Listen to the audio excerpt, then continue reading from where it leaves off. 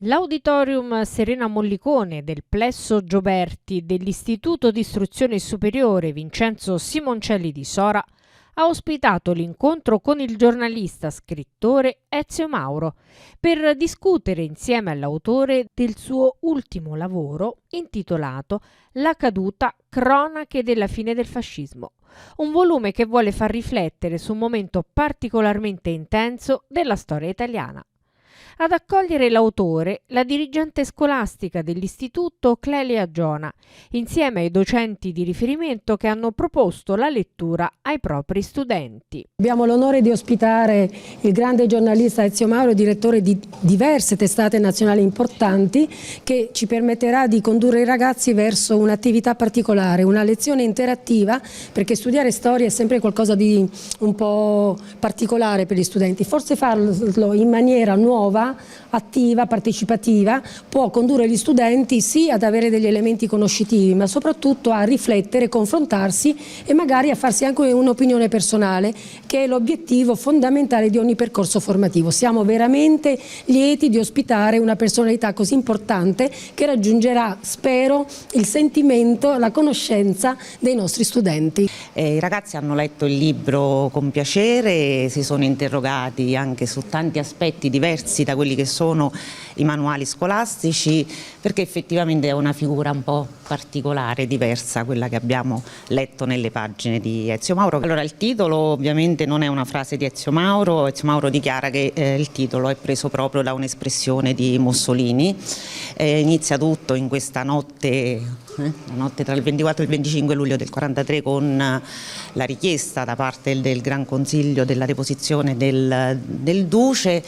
E poi vabbè, da lì armistizio, Repubblica di Salò, l'uccisione di Ciano, e là da Ciano si chiude tutto e c'è questa frase bellissima che Mussolini dice a Rachele, la moglie: ho un fantasma addosso e ormai la mia vita è finita. Come ha ricordato la dirigente Giona, studiare la storia in modo interattivo, avendo un confronto anche con chi ne ha analizzato momenti fondamentali per la nazione, è sicuramente formativo. Ezio Mauro rimette in scena con questo volume gli ultimi giorni del fascismo di Stato, raccontando un paese in bilico tra un regime in declino e un futuro che non ha ancora preso forma. La storia del paese, e quindi è un anno capitale, perché è l'anno della caduta del fascismo, che avrà poi un trascinamento nell'illusione degli italiani che caduto il fascismo è caduta la guerra, mentre invece non è così. Però è una tappa importante del paese, perché finisce una dittatura che è durata 21 anni, con l'arresto di Mussolini disposto dal re, dopo una diarchia tra la corona e la dittatura che era durata più di 2 decenni. Il fascismo è un'esperienza che abbiamo regalato all'Europa, che fortunatamente è alle nostre spalle, ma che ci deve insegnare qualcosa. Il fascismo è da condannare, al di là dei crimini come le leggi razziali e l'alleanza con Hitler e la sciagura della guerra, ma è da condannare perché ha conculcato la libertà e la democrazia,